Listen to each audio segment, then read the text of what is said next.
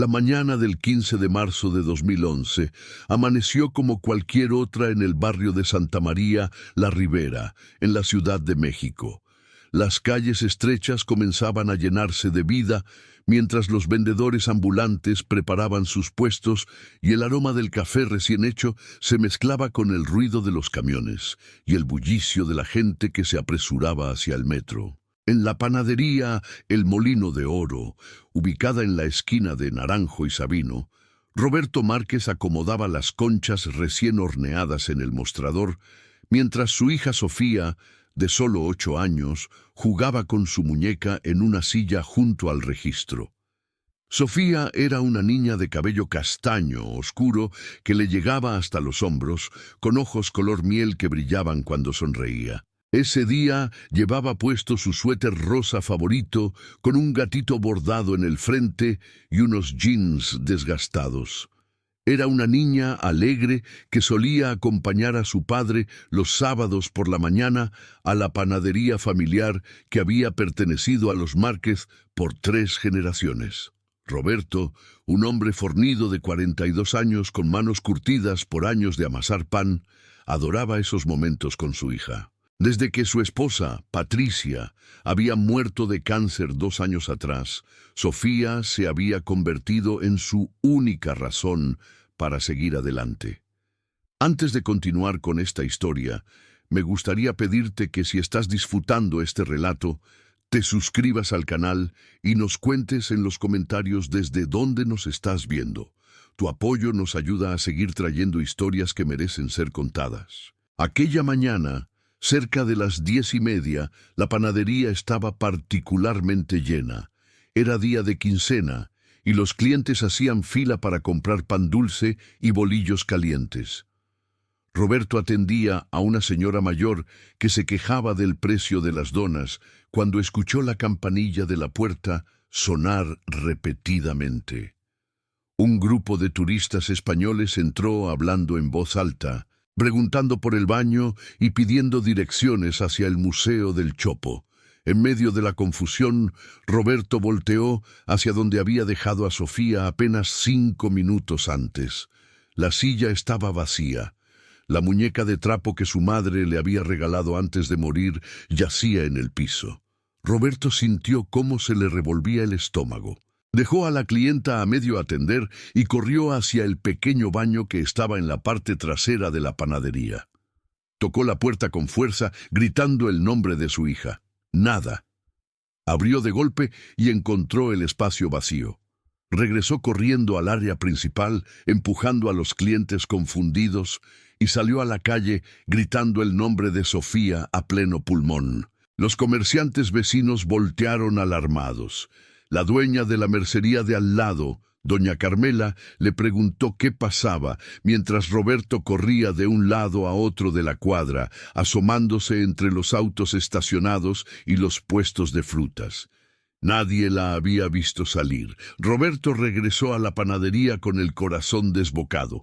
Sus empleados, Marcos y Daniela, buscaban entre los sacos de harina y detrás del horno industrial, aunque sabían que era imposible que una niña se escondiera ahí. Uno de los clientes, un hombre de traje que esperaba su turno, sugirió llamar a la policía. Roberto tomó el teléfono con manos temblorosas y marcó el 066. Su voz apenas podía articular las palabras mientras reportaba la desaparición de su hija. La primera patrulla llegó 20 minutos después. Los oficiales Gutiérrez y Salinas, 2 hombres de mediana edad con expresiones cansadas, entraron a la panadería y comenzaron a hacer preguntas rutinarias que a Roberto le parecieron insultantemente lentas. ¿Cuánto tiempo había pasado exactamente? ¿La niña tenía problemas en casa? ¿Había algún conflicto familiar reciente? Roberto respondía entre lágrimas que no, que Sofía era feliz, que jamás se escaparía, que alguien debió habérsela llevado. Los oficiales intercambiaron miradas de escepticismo. En sus años de servicio, habían visto docenas de casos de niños desaparecidos que aparecían horas después en casa de algún familiar o amigo. Pero este caso era diferente. Los agentes tomaron la descripción de Sofía y comenzaron a tocar puertas en el vecindario. Doña Carmela les dijo que había visto a una niña con suéter rosa subirse a un auto gris oscuro cerca de la esquina, pero no estaba segura si era Sofía porque solo la vio de espaldas. Don Esteban, el señor que vendía periódicos, mencionó que había visto a un hombre de aproximadamente 30 años merodeando frente a la panadería durante la mañana, pero que no le había prestado mucha atención. La descripción era vaga: estatura media, complexión regular, gorra azul. Podría haber sido cualquiera. Para el mediodía, la noticia de la desaparición se había extendido por todo el barrio. Los vecinos se organizaron en grupos de búsqueda improvisados, recorriendo calles, preguntando en tiendas y mostrando la foto escolar de Sofía que Roberto había entregado a las autoridades. La imagen mostraba a una niña sonriente con 2 coletas. Su sonrisa dejaba ver un diente frontal ligeramente torcido. En la fotografía llevaba su uniforme escolar de la primaria Benito Juárez. El hermano menor de Roberto, Javier, llegó desde Toluca en cuanto se enteró de la noticia. Era maestro de secundaria, un hombre delgado y nervioso que siempre había tenido una relación tensa con Roberto, pero en ese momento las diferencias no importaban. Javier abrazó a su hermano mientras éste lloraba en la trastienda de la panadería, rodeado del aroma dulce del pan que ahora le parecía nauseabundo. Los 2 hermanos pasaron la tarde pegando carteles con la foto de Sofía en postes de luz, árboles y paredes. El rostro de la niña se multiplicó por cientos en las calles del barrio, una súplica silenciosa estampada en papel. La noche cayó sobre la Ciudad de México sin rastro de Sofía. Roberto se negó a cerrar la panadería, convencido de que su hija encontraría el camino de regreso si veía las luces encendidas. Se quedó sentado en la misma silla donde Sofía había estado esa mañana, abrazando la muñeca de trapo, esperando escuchar la campanilla de la puerta. Javier intentó convencerlo de que regresara a casa, de que necesitaba descansar, pero Roberto se negó. ¿Cómo podía dormir cuando su hija estaba perdida en algún lugar de esta ciudad inmensa? A las 3 de la mañana, exhausto y derrotado, finalmente aceptó ir a su departamento, ubicado a 3 cuadras de la panadería. El lugar era pequeño, apenas 2 habitaciones que habían compartido él, Patricia y Sofía.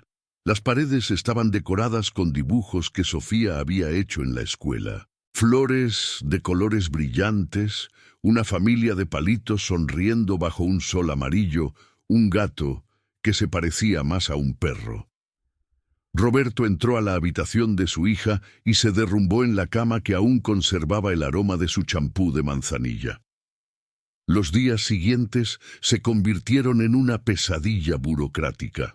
Roberto tuvo que acudir a la Procuraduría General de Justicia del Distrito Federal para formalizar la denuncia.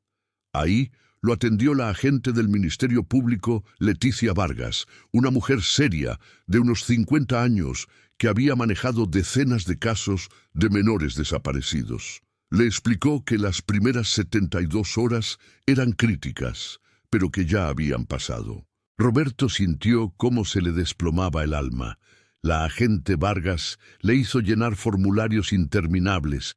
Le tomaron declaración una y otra vez, siempre las mismas preguntas agotadoras sobre la mañana de la desaparición. La investigación oficial comenzó con lentitud frustrante. Se revisaron las cámaras de seguridad de los negocios cercanos, pero la mayoría estaban descompuestas o no grababan con suficiente calidad. Una cámara del banco ubicado a media cuadra captó una imagen borrosa de una niña con suéter rosa caminando junto a un adulto hacia un auto. Pero la resolución era tan mala que era imposible distinguir rostros o placas.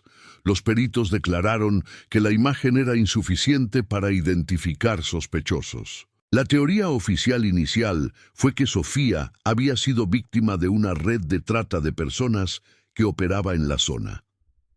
En esos años, la Ciudad de México enfrentaba una crisis creciente de desapariciones relacionadas con el crimen organizado y redes de explotación. La agente Vargas le explicó a Roberto con una franqueza brutal que muchas niñas desaparecidas terminaban siendo trasladadas a otras ciudades o incluso fuera del país. Roberto se negó a aceptar esa posibilidad. Su Sofía estaba viva, tenía que estarlo.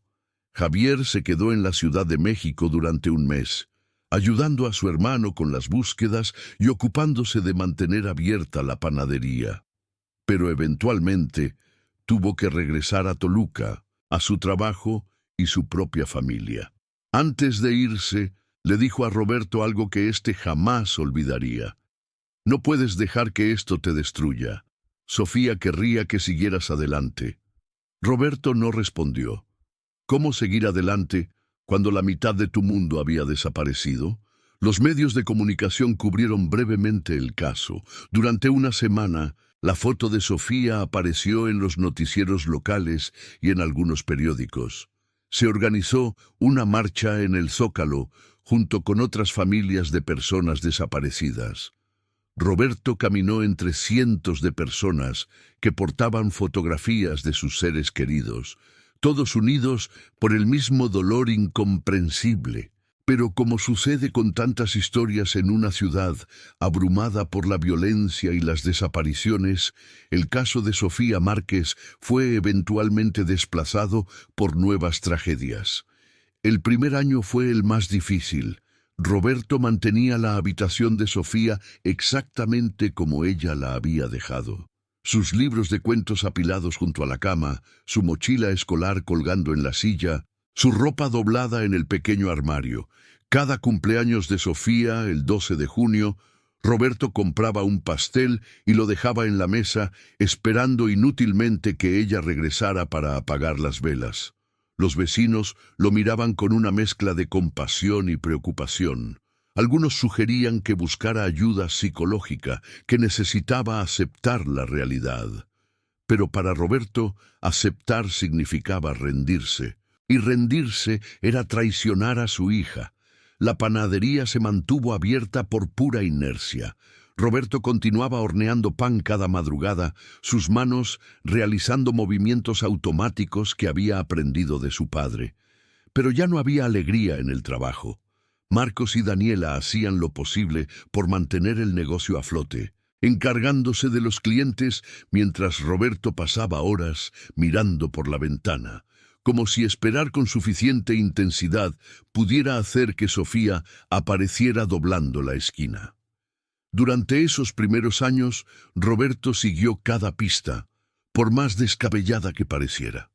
Cuando alguien le decía que había visto a una niña parecida a Sofía en Iztapalapa, él tomaba el metro y recorría el barrio durante horas.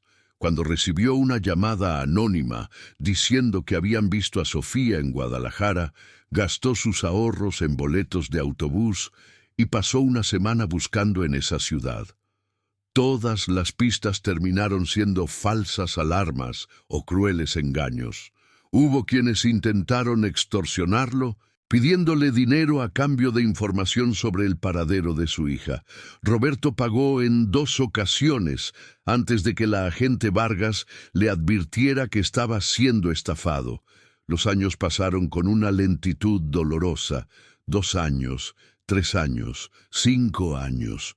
El caso de Sofía Márquez se archivó junto con miles de otros expedientes de personas desaparecidas en el país. Roberto continuaba visitando la Procuraduría cada 6 meses, preguntando si había novedades, sabiendo de antemano cuál sería la respuesta. La agente Vargas se jubiló y fue reemplazada por funcionarios más jóvenes que veían el caso como solo otro número en un sistema colapsado. Le decían que sin nuevas evidencias no había mucho que hacer. Le sugerían que buscara a organizaciones civiles que ayudaban a familias de desaparecidos. Roberto se unió a un colectivo llamado Familias Unidas en Búsqueda. Se reunían cada martes en un salón prestado por una iglesia en la colonia Doctores. Ahí conoció a otras personas que compartían su dolor. Madres buscando a sus hijos adolescentes, esposas buscando a sus maridos, hermanos buscando a sus hermanas. Todos cargaban carpetas gruesas, llenas de documentos, fotografías y recortes de periódico. Organizaban búsquedas en terrenos baldíos y fosas clandestinas, armados solo con palas, picos y la esperanza desesperada de encontrar respuestas, aunque éstas fueran terribles. En una de esas reuniones, Roberto conoció a Elena Fuentes, una mujer de su edad cuya hija de 15 años había desaparecido 3 años atrás en Ecatepec. Elena tenía una fuerza que Roberto admiraba. A pesar de su dolor, se había convertido en una activista que presionaba a las autoridades y organizaba protestas. Fue Elena quien le enseñó a Roberto que la búsqueda era también una forma de resistencia, una manera de no permitir que su hija se convirtiera en una estadística más. Lentamente, los dos desarrollaron una amistad basada en el entendimiento mutuo de una pérdida que nadie más podía comprender realmente. Para el 7º aniversario de la desaparición de Sofía, Roberto había envejecido 10 años. Su cabello ahora era completamente gris. Su espalda estaba encorvada por las largas horas en la panadería, y sus ojos habían perdido aquel brillo que alguna vez tuvo. Pero nunca había perdido la esperanza. Cada mañana, al abrir la panadería, miraba hacia la calle esperando verla llegar. Había algo dentro de él, un instinto paternal inquebrantable que le decía que Sofía seguía viva en algún lugar. El 8º año trajo un cambio inesperado. Una periodista joven llamada Andrea Solís contactó a Roberto. Estaba trabajando en una serie de reportajes sobre personas desaparecidas en la Ciudad de México y quería contar la historia de Sofía.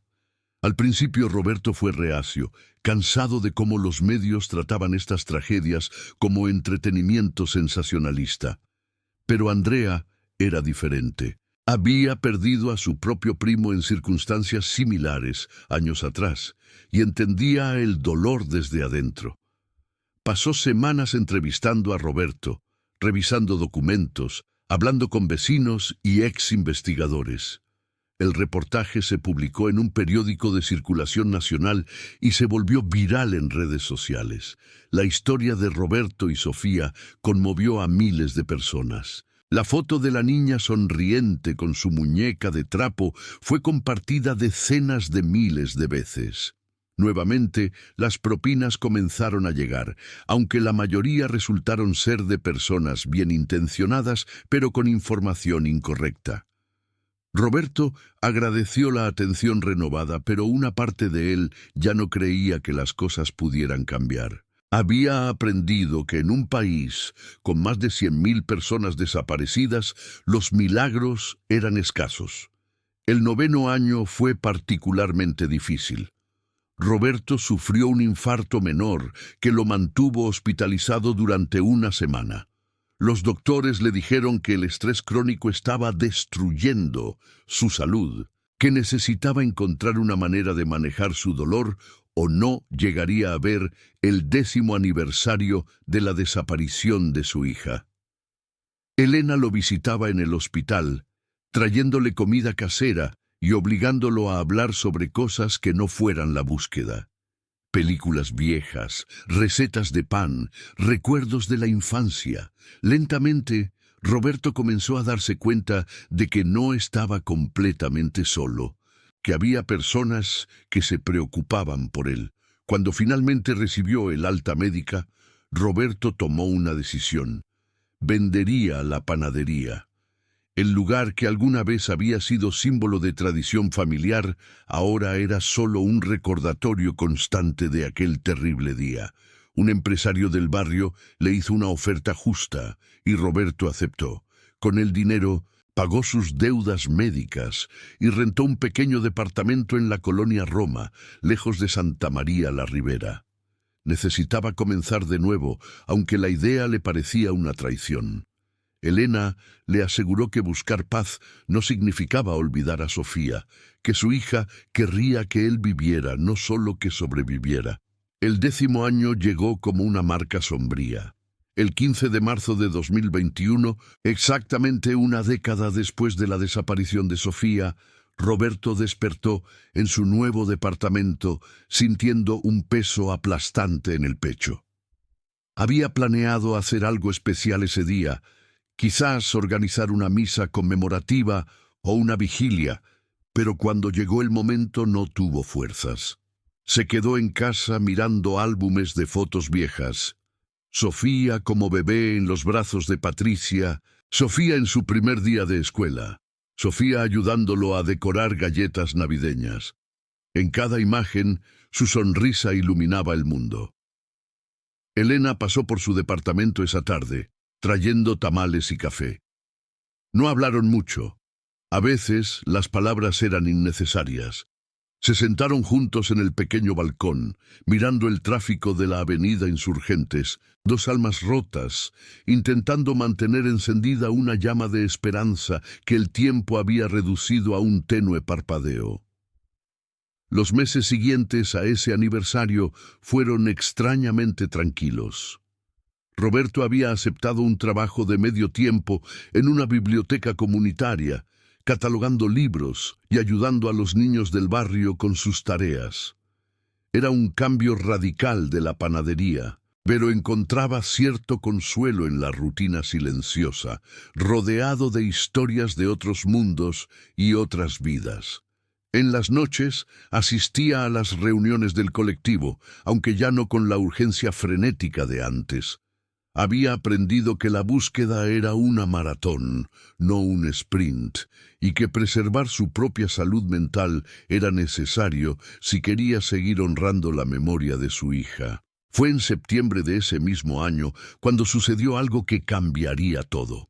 Roberto había decidido acompañar a Elena y otros miembros del colectivo a una marcha por los desaparecidos que se realizaría en el centro de la ciudad. Miles de personas se congregaron en el Zócalo, formando un mar de pancartas, fotografías y flores. El ambiente era tenso, pero también poderosamente emotivo. Las consignas resonaban entre los edificios coloniales. Vivos se los llevaron, vivos los queremos. Roberto cargaba una pancarta grande con la foto de Sofía ampliada, su rostro de 8 años mirando al mundo con esos ojos color miel que nunca había olvidado. La marcha comenzó su recorrido por la calle Madero hacia el Ángel de la Independencia. Roberto caminaba en silencio, concentrado en poner un pie delante del otro, cuando algo captó su atención. Entre la multitud, en la acera opuesta, vio a un grupo de jóvenes observando la marcha. Eran estudiantes universitarios, con mochilas y celulares en mano, algunos tomando fotos, otros simplemente mirando con expresiones serias. Roberto estaba a punto de desviar la mirada cuando su corazón literalmente se detuvo. Entre esos jóvenes había una chica de aproximadamente 18 años, delgada, de cabello castaño largo hasta la cintura. Llevaba una blusa blanca y jeans rotos. Roberto no podía ver claramente su rostro desde esa distancia, pero algo en la manera en que se paraba, en el ángulo de su cabeza, en la forma de sus hombros, lo hizo temblar. La chica estaba hablando con un amigo, riendo de algo, completamente ajena a la mirada fija del hombre al otro lado de la calle. Cuando volteó ligeramente, Roberto vio su perfil. Era Sofía, no una niña de 8 años, sino lo que Sofía sería a los 18. El parecido era imposible de ignorar. La misma forma de la nariz, la misma línea de la mandíbula, el mismo gesto cuando apartaba el cabello de su rostro. Roberto dejó caer la pancarta. Elena, que caminaba a su lado, lo tomó del brazo alarmada. «¿Qué pasa?», preguntó Elena, pero Roberto no podía hablar. Señaló hacia la acera opuesta con mano temblorosa. «Es ella», logró decir finalmente, su voz apenas un susurro roto. «Elena, es Sofía, es mi hija». La marcha seguía avanzando, empujándolo hacia adelante, pero Roberto intentaba abrirse paso entre la multitud hacia la acera opuesta. La gente protestaba mientras él se movía bruscamente entre los manifestantes, sus ojos fijos en la chica que ahora comenzaba a alejarse con sus amigos. «¡Sofía!», gritó Roberto con toda la fuerza de sus pulmones, un grito que contenía 10 años de dolor, esperanza y desesperación. «Sofía, soy yo, tu papá». La chica no volteó. El ruido de la marcha era ensordecedor. Las consignas y el bullicio ahogaban su voz. Roberto finalmente llegó a la acera opuesta, pero el grupo de jóvenes ya había doblado la esquina. Corrió tras ellos, ignorando el dolor en su pecho y sus piernas que no estaban acostumbradas a ese esfuerzo. Elena corría detrás de él, gritándole que se detuviera, que se calmara, pero Roberto no podía parar. 10 años de búsqueda habían culminado en este momento. Dobló la esquina hacia la calle Gante, su visión borrosa por el esfuerzo y las lágrimas. Los jóvenes entraban a una cafetería moderna, uno de esos lugares con paredes de cristal y decoración minimalista. Roberto se detuvo en la entrada jadeando, con el corazón martilleándole en el pecho. A través del vidrio podía verla claramente ahora. La chica se sentaba en una mesa junto a la ventana, tomando su teléfono para revisar mensajes. Su rostro estaba perfectamente visible. Roberto entró a la cafetería como un huracán, provocando que varios clientes voltearan sorprendidos. Se acercó directamente a la mesa, donde la chica estaba sentada con 3 amigos más. Elena llegó justo detrás de él, tratando de detenerlo. La chica levantó la vista, asustada ante la aparición de este hombre de casi 60 años, desaliñado y con los ojos llenos de lágrimas, que ahora estaba frente a ella respirando con dificultad. «Sofía», dijo Roberto, su voz quebrándose. «Sofía, soy yo, soy tu papá». La chica retrocedió en su silla, confundida y claramente alarmada. Uno de sus amigos, un joven corpulento con una camisa de la UNAM, se puso de pie defensivamente. «Oiga, señor, creo que está confundido. Aléjese de ella». Pero Roberto no podía moverse. Estaba hipnotizado por ese rostro que era tan familiar y a la vez tan extraño.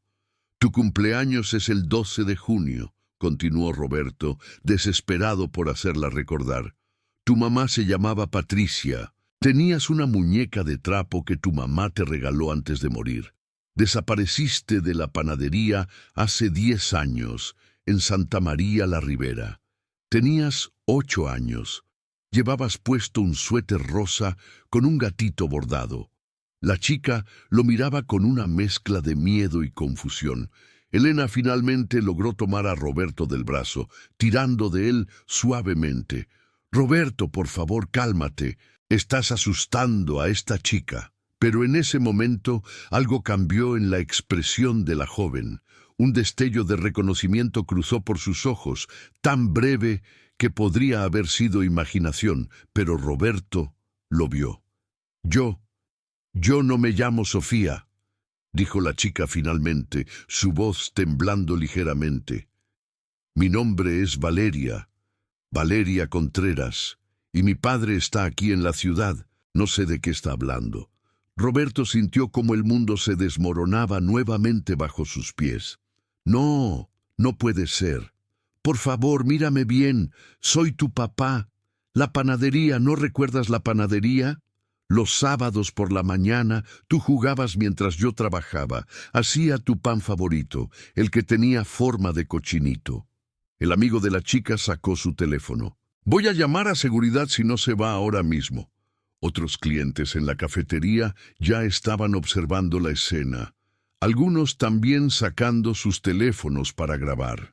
Elena intentaba calmar la situación, explicándole al grupo que Roberto había perdido a su hija hace años y que estaba claramente confundido, pero que no era peligroso. La chica llamada Valeria se puso de pie lentamente. Su expresión ahora era de compasión mezclada con incomodidad.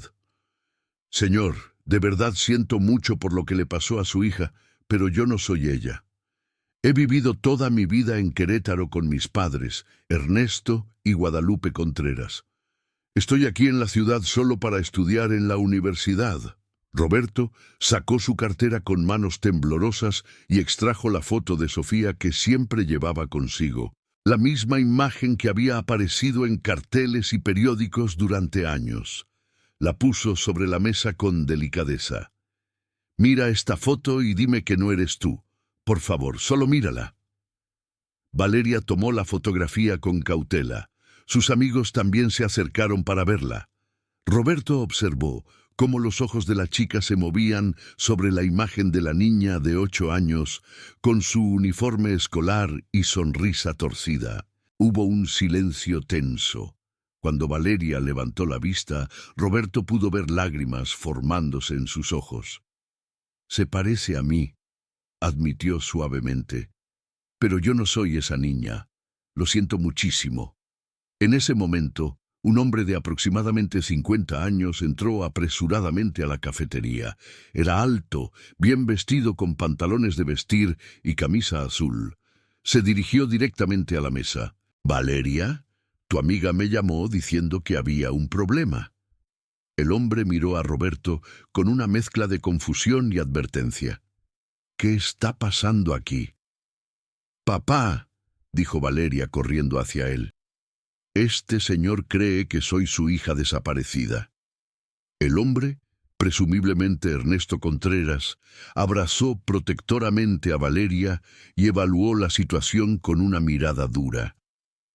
«Mire, señor, entiendo que debe estar pasando por algo muy difícil, pero mi hija nació y creció en Querétaro. Tengo todos los documentos que lo prueban, su acta de nacimiento, fotos de ella desde bebé, registros escolares. No sé qué le hace pensar que es su hija, pero se equivoca». Roberto sintió cómo las piernas le fallaban. Elena lo sostuvo mientras él se dejaba caer en una silla vacía cercana. Todo el encuentro había durado menos de 5 minutos, pero se sentía como si hubieran pasado horas. Los clientes de la cafetería murmuraban entre sí, algunos con expresiones de lástima. El gerente del establecimiento se acercó nerviosamente, preguntando si debía llamar a la policía. Elena intervino rápidamente. «No será necesario. Nos vamos ahora mismo. Por favor, discúlpenos. Ha sido un malentendido terrible». Ayudó a Roberto a ponerse de pie. Él apenas podía mantener el equilibrio, aturdido por la intensidad de las emociones que lo habían sacudido en tan poco tiempo. Antes de irse, Roberto miró una última vez a Valeria. La chica estaba abrazada a su padre, pero sus ojos seguían fijos en Roberto. Había algo en esa mirada, una tristeza que parecía ir más allá de la compasión por un extraño perturbado. Pero quizás Roberto solo estaba viendo lo que quería ver, proyectando su desesperación sobre una joven inocente que simplemente se parecía a su hija perdida. Elena lo llevó de regreso a su departamento en taxi. Durante todo el trayecto, Roberto permaneció en silencio, mirando por la ventana sin ver realmente nada. En su mente reproducía una y otra vez cada detalle del rostro de esa chica, la forma de sus cejas, la pequeña marca en su mejilla, la manera en que mordía su labio inferior cuando estaba nerviosa. Todo era igual a Sofía, o al menos a lo que Sofía debería ser ahora. «Necesitas descansar», dijo Elena suavemente cuando llegaron. «Ha sido un día muy intenso». Pero Roberto no descansó.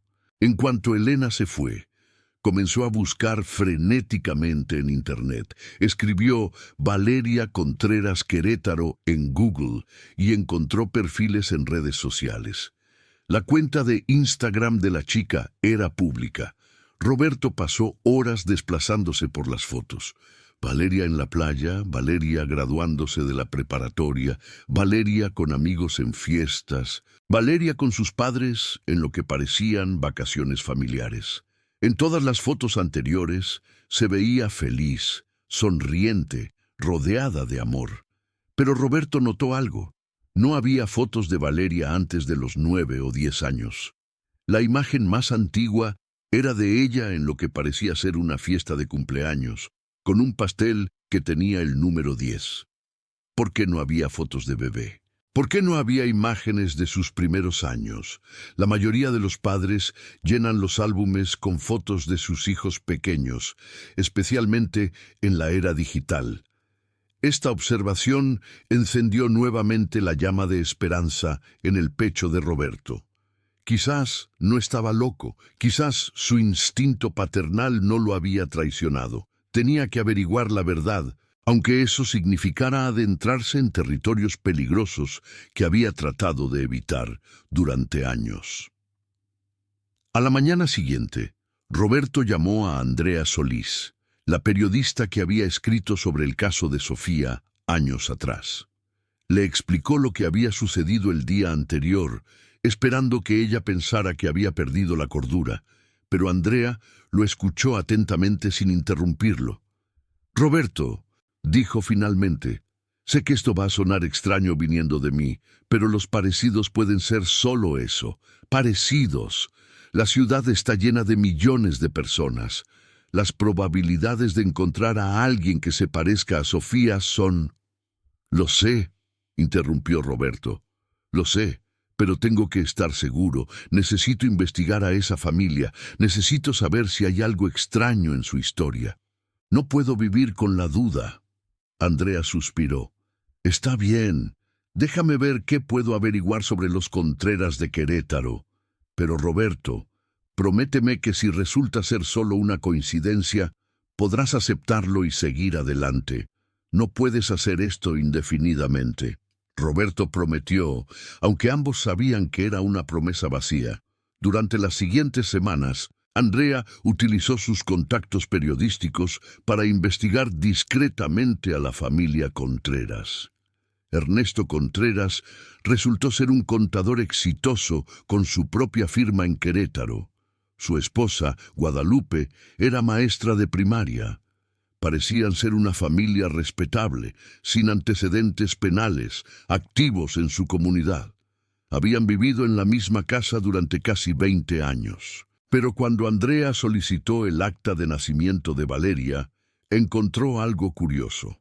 El documento había sido reexpedido hacía 11 años debido a que el original se había extraviado en un incendio que supuestamente destruyó parte de los archivos del Registro Civil de Querétaro en 2010. Andrea investigó ese incendio y encontró que efectivamente había ocurrido, pero las circunstancias siempre habían sido cuestionables. Algunos periodistas locales habían sugerido años atrás que el incendio podría haber sido provocado, posiblemente relacionado con la destrucción o alteración de documentos. Esta información reavivó las sospechas de Roberto. Un incendio conveniente que destruyó registros justo un año antes de que Sofía desapareciera. Podría ser que los Contreras hubieran planeado secuestrar a una niña y habían preparado el terreno alterando documentos oficiales.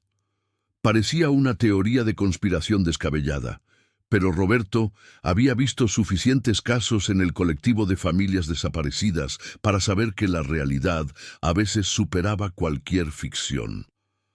Andrea, sin embargo, descubrió algo más. Encontró fotos en el Facebook antiguo de Guadalupe Contreras que databan de 2008, 3 años antes de la desaparición de Sofía. En esas fotos aparecía una niña de aproximadamente 5 o 6 años que se parecía a Valeria. Las imágenes eran de baja calidad, pixeladas y borrosas, pero estaban ahí. Esto complicaba la teoría de Roberto. Cuando Andrea compartió esta información con él, Roberto examinó las fotos durante horas con una lupa. Algo no cuadraba. La niña en las fotos de 2008 tenía el cabello más claro que Valeria, y su estructura facial parecía ligeramente diferente. Roberto sugirió que podrían ser fotos manipuladas o que la niña en esas imágenes no era la misma que la actual Valeria. Andrea le recordó gentilmente que estaba adentrándose en terreno especulativo, peligroso. A pesar de las dudas razonables, Roberto no podía dejarlo ir. Comenzó a seguir discretamente a Valeria en redes sociales, aprendiendo su rutina, identificando dónde estudiaba en la UNAM, qué cafés frecuentaba. No era acoso, se decía a sí mismo. Solo necesitaba entender quién era realmente esta chica. Elena le advirtió que lo que estaba haciendo rayaba en lo obsesivo y potencialmente ilegal, pero Roberto argumentaba que tenía derecho a buscar a su hija por cualquier medio necesario. Un día de octubre, Roberto decidió ir más allá de la simple observación. Esperó fuera de la Facultad de Filosofía y Letras, donde Valeria estudiaba literatura. Cuando ella salió de clases, alrededor de las 3 de la tarde, él se acercó con cuidado. Esta vez estaba solo, sin Elena para moderarlo. Valeria lo reconoció inmediatamente y su expresión se tornó cautelosa. «Señor Márquez», dijo, manteniendo su distancia. «Por favor, no puede seguirme así. Es aterrador. Solo quiero hablar contigo 5 minutos», suplicó Roberto. «Por favor. Después de eso, si quieres que desaparezca, lo haré, lo prometo». Valeria miró alrededor, verificando que hubiera otras personas cerca. Finalmente asintió, pero se mantuvo a varios pasos de distancia. «Está bien, 5 minutos, pero aquí, en público». Roberto respiró profundamente, tratando de organizar sus pensamientos. «Necesito hacerte unas preguntas sobre tu infancia. ¿Recuerdas cosas de cuando tenías 5 o 6 años?» Valeria frunció el ceño. «Algunas cosas. Recuerdo la casa donde crecimos en Querétaro. Recuerdo a mi maestra de kinder, la señora Beatriz». «¿Por qué? ¿Recuerdas específicamente tu 8º cumpleaños?» La chica pensó por un momento. No con claridad. Fue hace mucho tiempo. «Valeria, ¿alguna vez has sentido que hay huecos en tu memoria? Momentos de tu infancia que no puedes recordar sin importar cuánto lo intentes». La expresión de Valeria cambió ligeramente. Había un destello de incertidumbre en sus ojos. «Supongo que sí. Pero eso es normal, ¿no? Nadie recuerda todo de su infancia». Roberto se acercó un paso y Valeria retrocedió instintivamente. Él levantó las manos en señal de paz.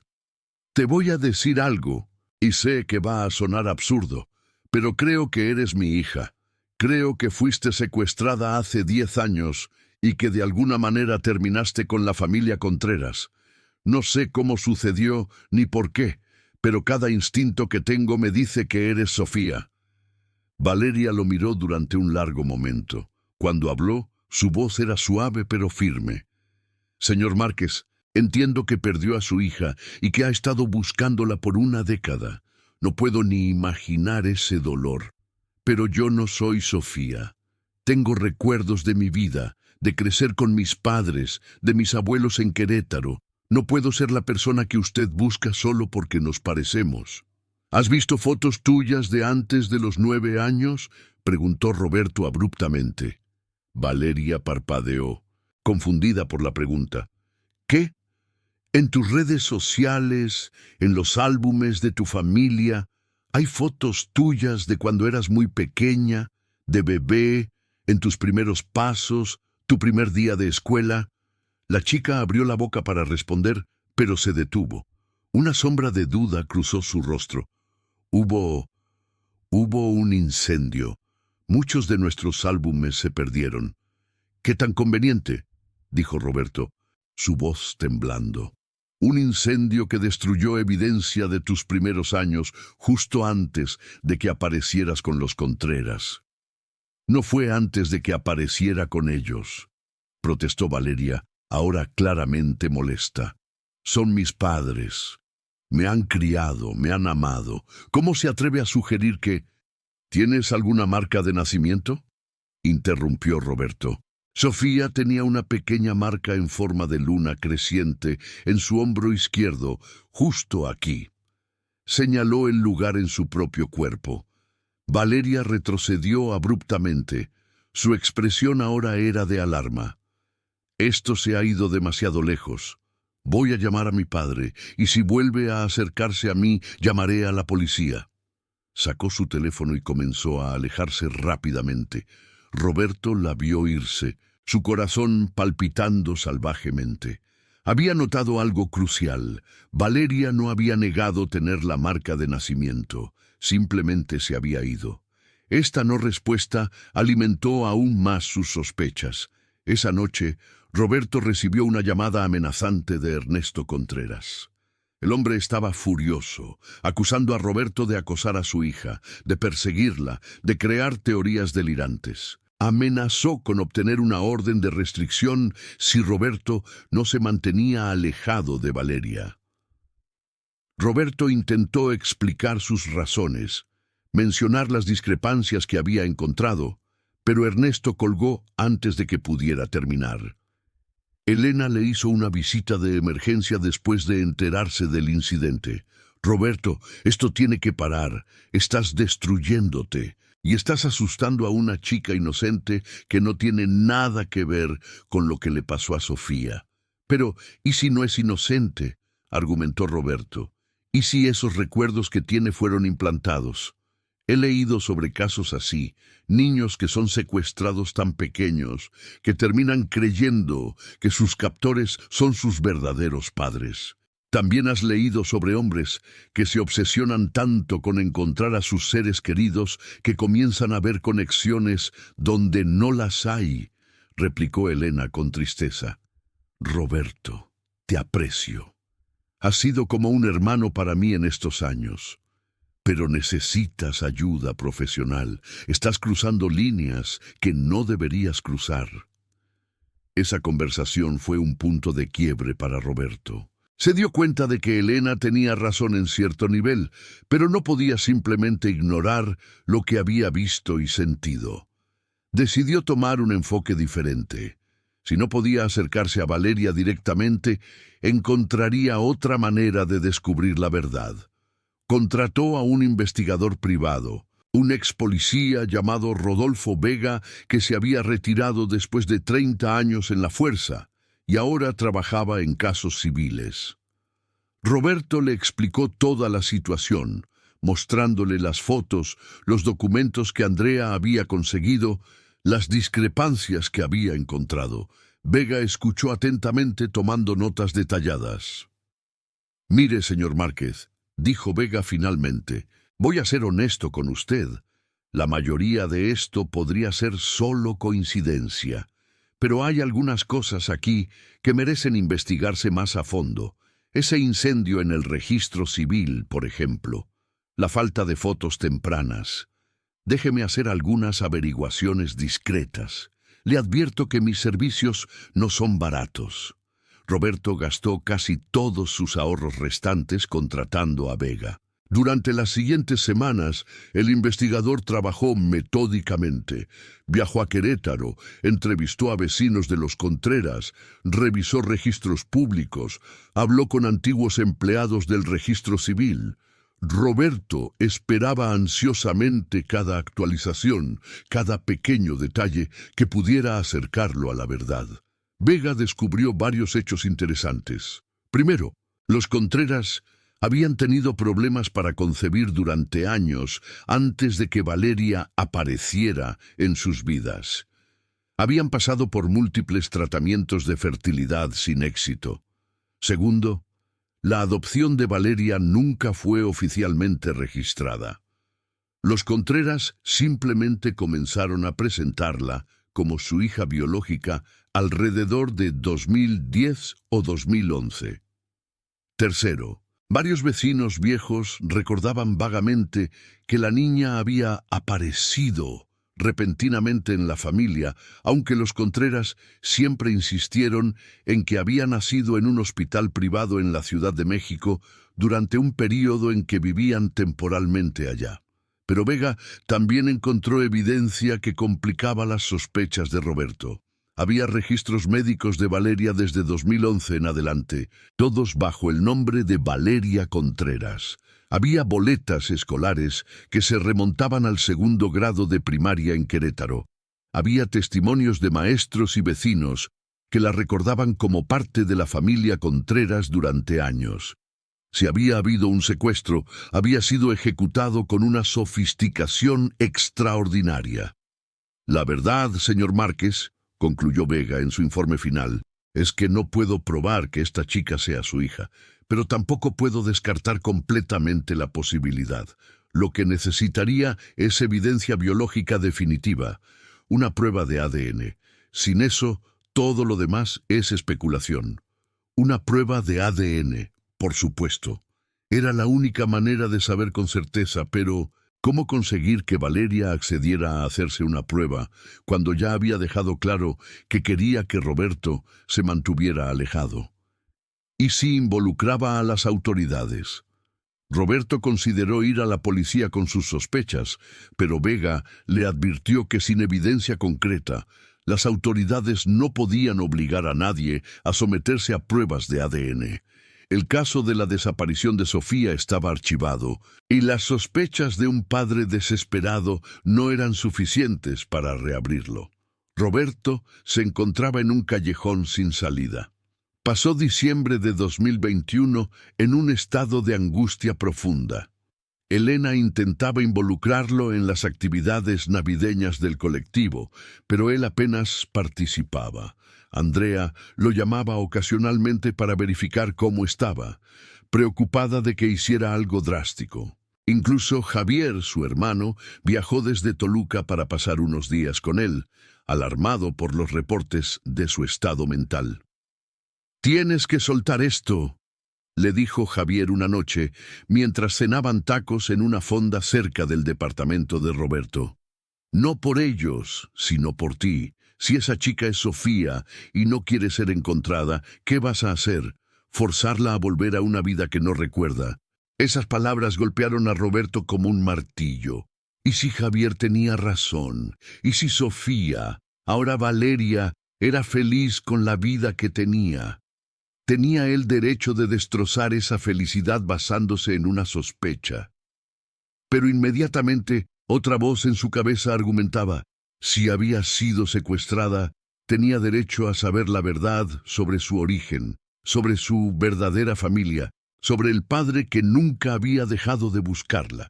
El año 2022 comenzó sin resolución. Roberto seguía manteniendo cierta distancia de Valeria físicamente, pero continuaba monitoreando sus redes sociales, atrapado en un ciclo de obsesión que sabía era poco saludable, pero del que no podía escapar. Vio fotos de ella celebrando su cumpleaños en enero. Los Contreras le habían organizado una fiesta con amigos en un restaurante elegante en Querétaro. En las fotos, Valeria se veía radiante, soplando las velas de un pastel elaborado, mientras sus padres la abrazaban con orgullo evidente. Roberto amplió las fotos, estudiando cada detalle. En una imagen donde Valeria llevaba una blusa sin mangas, pudo ver su hombro izquierdo. Había allí una pequeña marca, apenas visible en la foto, pero definitivamente presente. Su corazón comenzó a latir salvajemente. Era suficientemente similar a la marca de nacimiento de Sofía, aunque desde esa distancia y con esa calidad de imagen no podía estar completamente seguro. Fue en febrero cuando las cosas dieron un giro inesperado. Roberto recibió un mensaje directo en Facebook de una cuenta sin foto de perfil ni información personal. El mensaje era breve pero contundente. Si quieres saber la verdad sobre Valeria Contreras, reúnase conmigo en el Café La Habana en Bucareli, mañana a las 4 p.m. Venga solo. Roberto mostró el mensaje a Elena y a Andrea. Ambas le advirtieron que podría ser una trampa o un engaño. Alguien podría estar aprovechándose de su desesperación para extorsionarlo o hacerle daño. Pero Roberto decidió arriesgarse. Después de 10 años de búsqueda, no iba a ignorar una posible pista, sin importar cuán sospechosa pareciera. Al día siguiente, Roberto llegó al Café La Habana 15 minutos antes de la hora acordada. El lugar era un icónico establecimiento de la Ciudad de México, con su ambiente de vieja escuela y mesas de mármol donde generaciones de intelectuales, artistas y revolucionarios habían conversado. Roberto se sentó en una mesa al fondo, ordenó un café que no pensaba beber y esperó. A las 4 en punto exactamente, una mujer de aproximadamente 35 años entró al café. Era delgada, con el cabello recogido en una cola de caballo, llevaba lentes de sol grandes que ocultaban la mitad de su rostro y una chamarra gris anónima. Miró alrededor cautelosamente antes de dirigirse hacia la mesa de Roberto. Se sentó frente a él sin siquiera quitarse los lentes. «Señor Márquez», dijo en voz baja, «gracias por venir. No tenemos mucho tiempo». «¿Quién es usted?», preguntó Roberto, tratando de ver los ojos detrás de esos lentes oscuros. «Mi nombre no importa. Lo que importa es lo que sé sobre la familia Contreras». La mujer sacó una carpeta manila delgada de su bolso y la deslizó sobre la mesa. «En 2010, trabajé como trabajadora social en Querétaro. Parte de mi trabajo involucraba supervisar adopciones y casos de tutela temporal. Los Contreras se acercaron a mí con una historia sobre una sobrina que necesitaba un hogar debido a que sus padres habían muerto en un accidente. Querían saber cómo podrían formalizar la custodia». Roberto abrió la carpeta con manos temblorosas. Dentro había copias de documentos, correos electrónicos impresos y notas escritas a mano.